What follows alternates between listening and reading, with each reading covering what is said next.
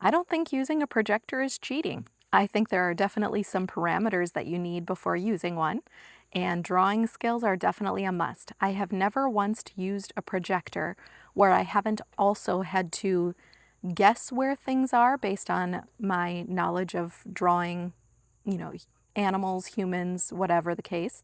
I also have never used a projector where I haven't had to go back in and draw in more detail what I'm trying to achieve.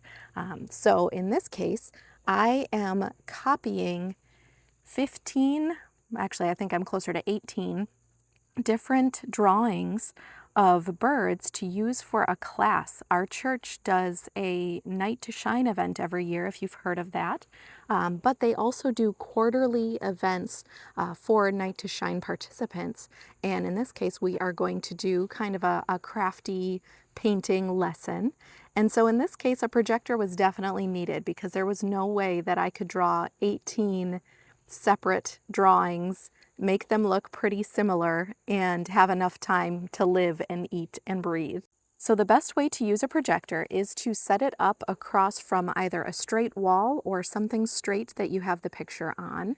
And when you use it, you can either turn the picture black and white, or you can just focus on the outline shape and where the darks are.